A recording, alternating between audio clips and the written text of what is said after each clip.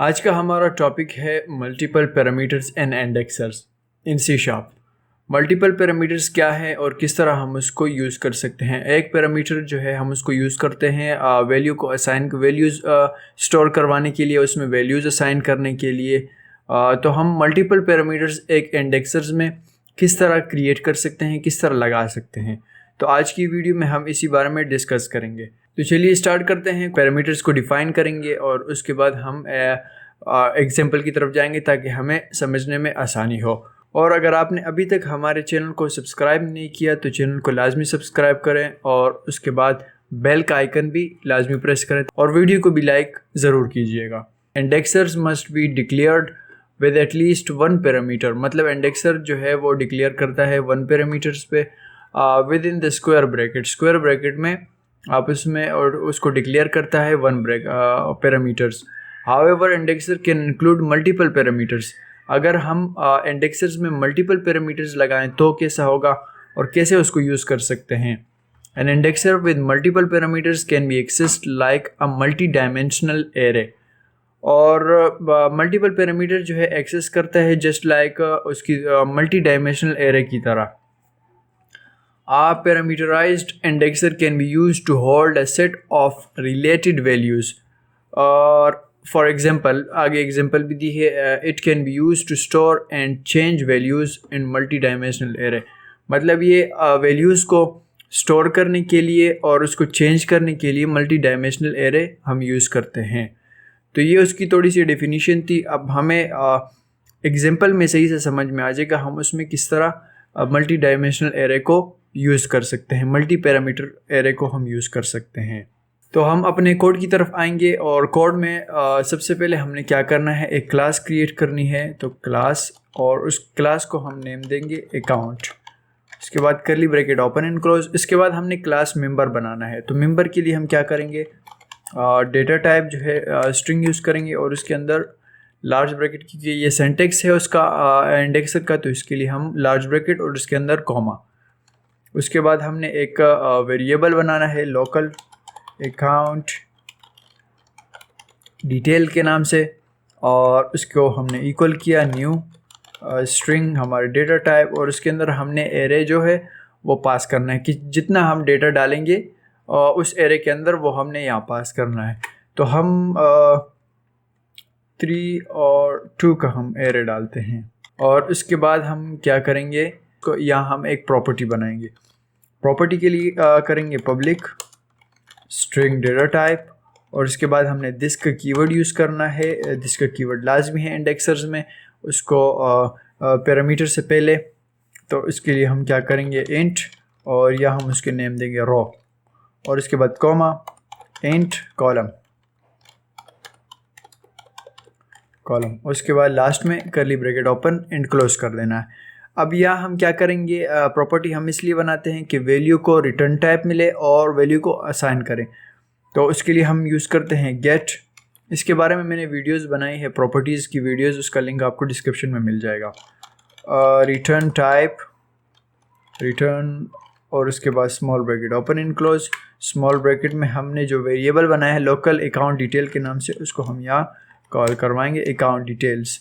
और उसके बाद large bracket open and close जो हमने प्रॉपर्टी में नेम असाइन किए पैरामीटर में, और उसको हम यहाँ कॉल करवाएंगे रो एंड कॉलम, रो एयर कॉलम। और उसके बाद हमने क्या करना है, लास्ट में हम कर देंगे यहाँ सेमी कॉलम। और सेट की वैल्यू को असाइन करने के लिए, और करली ब्रैकेट ओपन एंड क्लोज, उसके बाद अकाउंट डिटेल, और large bracket open and close, यहाँ आ जाएगा रो एंड कॉलम के बाद हमने इसको इक्वल करवाना है किसके साथ, वैल्यू के साथ, और लास्ट में इसको भी कर देंगे हम सेमी कॉलम। अब उसके बाद हमने क्या करना है, जो हमने प्रॉपर्टी के ब्रैकेट्स क्लोज कर दिए, और उसके बाद हम जाएंगे अपने मेन कोड की तरफ, मेन प्रोग्राम के अंदर। तो उसके लिए हम करेंगे static void main small bracket and string large bracket and arguments. उसके बाद करली ब्रैकेट ओपन एंड क्लोज कर दिया। अब इसके अंदर हमने क्या करना है, एक हमने ऑब्जेक्ट क्रिएट करना है जो हमारे क्लास का नेम है अकाउंट, और अकाउंट ओबीजे ACC ओबीजे हमने ऑब्जेक्ट क्रिएट किया और उसके बाद इक्वल्स टू न्यू अकाउंट और small bracket open and close, last में सेमीकोलन। ये हमने एक ऑब्जेक्ट क्रिएट कर लिया। अब हम इस एरे को जो डेटा है उसको हम इनिशियलाइज करेंगे, मतलब उसको उसके अंदर हम डेटा पुट करेंगे। तो इसके लिए हम क्या करेंगे, स्ट्रिंग के अंदर लार्ज ब्रैकेट, क्योंकि ये उसका सिंटैक्स है, और उसको हम नेम देंगे ID और इक्वल्स टू न्यू स्ट्रिंग और large bracket open and close. जितना हम डेटा देना चाहते हैं उसको हम यहाँ पुट करेंगे। तो हम चाहते हैं कि इसके अंदर डेटा हो 3 और उसके बाद हमने करना है curly bracket open and close, last में सेमीकोलन। अब इसके अंदर हमने डेटा पुट करना है। ये एंड है क्योंकि हम इसमें डेटा जो है वो डेटा टाइप हमने स्ट्रिंग लगाई है, लेकिन जो डेटा है वो हम इंट वाला नंबर यूज़ कर रहे हैं। तो इसके लिए भी हम, क्योंकि डेटा टाइप स्ट्रिंग लगाई है, तो इसके लिए हम करेंगे double quotation ID1 and ID2 ID3, last में सेमीकोलन हो चुका है। अब हमने इसको नेम भी असाइन करने हैं। तो इसके लिए हम करेंगे स्ट्रिंग, क्योंकि ये डेटा को हम इनिशियलाइज कर रहे हैं, और उसके बाद name equals to new string large bracket, इसको भी 3 डेटा होंगे, और इसके बाद curly bracket open and close double quotation, data type string है तो इसके लिए भी हम करेंगे स्ट्रिंग डबल कोटेशन। तो पहला नेम हम दे रहे हैं टेक्नोलॉजी, और उसके बाद जो नेम होगा वो कंप्यूटर, और उसके बाद जो नेम होगा वो AI। और उसके बाद हमने क्या करना है, डेटा इनिशियलाइज कर दिया। अब हम जाएंगे अपने, तो हम एक डेटा टाइप लेंगे इंट, और उसको हम असाइन करेंगे काउंटर के नाम से। तो उसको हम यूज़ करेंगे काउंटर किसके बराबर है, काउंटर को हमने इक्वल करवाया 0 के। अब हम यहाँ क्या लगाएंगे, यहाँ हम लगाएंगे डेटा को पॉपुलेट करने के लिए हम फॉर लूप लगाएंगे, और फॉर लूप के अंदर हम एक और नेस्टेड लूप भी लगाएंगे ताकि हम उस अकाउंट डिटेल्स को यहाँ असाइन कर सके। तो क्या करेंगे, उसके अंदर हमने लगाया फॉर लूप की वैल्यूज़ हमने असाइन की I, और I को हमने इक्वल कराया 0 के, और लास्ट में सेमीकोलन इक्वल्स टू, और I को हमने किया इक्वल्स टू 3, और उसके बाद हम क्या करेंगे, लास्ट में semicolon I++ curly bracket open and close. अब इसके अंदर हमने एक और फॉर लूप लगाया, क्योंकि डेटा जो हमने इनिशियलाइज किया उसमें 2 डेटा हैं, तो इसके लिए एक हमने I किया और दूसरे को हम कर रहे हैं इंट J, वैल्यूज़ असाइन कर रहे हैं उसको, और 0, लास्ट में सेमीकोलन, उसके अंदर 2, और लास्ट में semicolon J++ curly bracket open and close. अब उसके अंदर हम क्या करेंगे, इसके अंदर हमने करना है जो हमने ऑब्जेक्ट क्रिएट किया अकाउंट OBJ के नाम से, और उसको हमने कॉल करवाया large bracket open and close. ये जो हमने 2 वेरिएबल्स बनाए हैं, लोकल वेरिएबल्स है फॉर लूप के अंदर I एंड J, उसको हम यहाँ कॉल करेंगे I एंड कॉमा लगा के J। उसको हमने इक्वल करवाया किसके, large bracket open and close J equals to double, मतलब ये यहाँ हमने ऑपरेटर यूज़ किया इक्वल्स टू का, और 0 को हमने उसको असाइन कर दिया। उसके अंदर हमने क्वेश्चन मार्क लगाया। क्वेश्चन मार्क जो है कौन सा ऑपरेटर है, ये है टर्नरी ऑपरेटर। अब यहाँ जो इस कंडीशन में हम टर्नरी ऑपरेटर भी यूज़ कर रहे हैं, तो इसके अंदर ID large bracket open and close, और इसके अंदर जो हमने काउंटर को असाइन किया एक लोकल वेरिएबल बनाया इंट, तो उसको हम यहाँ असाइन करेंगे काउंटर, और काउंटर को हमने करना है ब्रैकेट के अंदर काउंटर, और इसके बाद हमने कॉलम लगाना है क्योंकि ये टर्नरी ऑपरेटर है, और large bracket open and close counter, यहाँ भी हमने काउंटर को असाइन कर दिया। अब लास्ट में हम क्या करेंगे, लास्ट में सेमीकोलन आ चुका है, और जो नेस्टेड लूप है, नेस्टेड लूप के बाद हमने करना है काउंटर ++, मतलब ये लूप जो है वो चलता रहेगा। तो इसके लिए हमने लगाया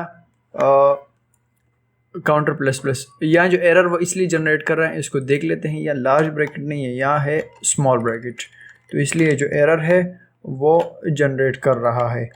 तो जैसे हम इसमें लगाएंगे ब्रैकेट को, स्मॉल ब्रैकेट को क्लोज कर देंगे, तो ये जो एरर है वो रिसॉल्व हो जाएगा। यहाँ का एरर है वो सेमीकोलन का है, ये भी रिसॉल्व, एंड यहाँ भी एरर है सेमीकोलन का है।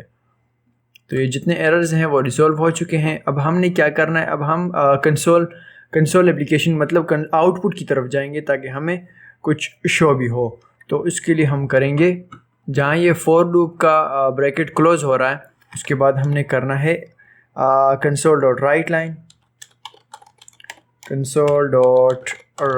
Line small bracket open in double quotation.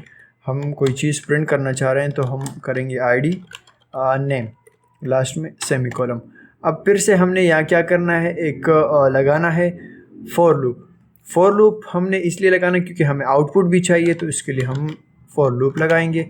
Same हमने उस तरह करना है, इंट को हमने I असाइन करना है इक्वल्स टू 0, लास्ट में सेमीकोलन, और I को हमने असाइन किया लेस देन 3। सेम हमने उसी तरह जो हमने डेटा को पॉपुलेट किया था, जो फॉर लूप हमने वहाँ लगाए थे, सेम हमने उसी तरह यहाँ लगाए। उसके बाद I प्लस एंड करली ब्रैकेट ओपन एंड क्लोज, और उसके बाद नेस्टेड लूप के अंदर भी सेम हमने ये किया इक्वल्स टू इंट J को हमने असाइन किया 0 के, और उसके बाद J लेस देन 2, सेम उसी तरह डेटा पॉपुलेट की तरह, और J प्लस लास्ट में करली ब्रैकेट ओपन एंड क्लोज कर दिया हमने यहाँ। और उसके अंदर हम क्या करेंगे, अब हमारे पास आउटपुट का वक्त है, कंसोल डॉट राइट लाइन और small bracket open and close. Small bracket में हमने क्या करना है, जो ऑब्जेक्ट हमने क्रिएट किया अकाउंट और J के नाम से, उसको हमने यहाँ कॉल करवाया, और उसके अंदर large bracket open and close I, J, जो हम I भी प्रिंट करना चाह रहे हैं और J भी प्रिंट करना चाह रहे हैं, तो हमने I, J कर दिया। उसके बाद प्लस के sign and double quotation, last में सेमीकोलन। तो ये जो पूरा प्रोसेस है ये कंप्लीट हो चुका है। अब हम लास्ट में एक और चीज़ करेंगे, कंसोल डॉट रीड की अपने आंसर रोकने के लिए हम करेंगे, आप राइट लाइन भी कर सकते हैं और रीड लाइन भी कर सकते हैं, लास्ट में सेमीकोलन। अब थोड़ा सा हम इस कोड का ओवरव्यू कर लेते हैं ताकि हमें सही से समझ में आ जाए कि हमने क्या क्या इस मल्टी डायमेंशनल एरे या मल्टी पैरामीटर्स एरे में हमने क्या किया। सबसे पहले हमने एक क्लास बनाया जिसका नाम हमने दिया अकाउंट, और उसके बाद हमने क्या किया, क्लास मेंबर बनाया स्ट्रिंग अकाउंट डिटेल के नाम से, और उसके बाद हमने एक प्रॉपर्टी बनाई। प्रॉपर्टी में हमने पैरामीटर्स में नाम असाइन किया रो एंड कॉलम, उसकी डेटा टाइप्स भी असाइन कर दी। और प्रॉपर्टी के अंदर हम क्या करते हैं, गेट और सेट का प्रॉपर्टी लगा एक्सेसर यूज़ करते हैं। तो गेट जो है वो रिटर्न टाइप वैल्यू के लिए है, और सेट जो है वैल्यू को असाइन करने के लिए। और उसके बाद हमने मेन प्रोग्रामिंग एरिया के अंदर गए, ऑब्जेक्ट क्रिएट किया और डेटा को इनिशियलाइज किया, और उसके बाद हमने एक लोकल वेरिएबल बनाया जो है काउंटर के नाम से, और उसके बाद हमने डेटा को पॉपुलेट किया फॉर लूप लगा के, और इसके अंदर हमने नेस्टेड फॉर लूप लगा के टर्नरी ऑपरेटर्स भी यहाँ यूज़ कर दिए, और लास्ट में हमने काउंटर प्लस भी कर दिए ताकि ये लूप चलता रहे जहाँ तक हमारा डेटा प्रिंट स्टोर हो। और इसके अंदर लास्ट में हमने क्या किया, कंसोल डॉट राइट लाइन एक डेटा पुट किया। कंसोल डॉट राइट लाइन हमने इसलिए प्रिंट किया क्योंकि एक लाइन छोड़ के हमारे पास जो है वो डेटा फेच होके आ जाए, तो इसलिए कंसोल डॉट राइट लाइन। और इसके अंदर हमने डेटा प्रिंट करने के लिए फॉर लूप और नेस्टेड फॉर लूप भी लगाया, और उसके अंदर हम लास्ट में कंसोल डॉट रीड की इसलिए ताकि आंसर हमारा शो रहे। अब हम जैसे स्टार्ट पे क्लिक करेंगे इसका आउटपुट देखने के लिए, तो हमारे पास ये जो आउटपुट है वो शो हो जाएगा। आप देख सकते हैं ID नेम, और उसके ऊपर number 1 technology, number 2 computer, number 3 AI। तो आज की वीडियो में हमने कवर कर लिया multi parameters array, multi dimensional array इसको आप कह सकते हैं। तो उम्मीद है कि आपको समझ में आ गया होगा। अगर आपका कोई भी क्वेश्चन है, कोई भी क्यूरीज है, तो आप मुझसे कमेंट में पूछ सकते हैं। तो आज के लिए मुझे इजाज़त दीजिए। Thank you very much.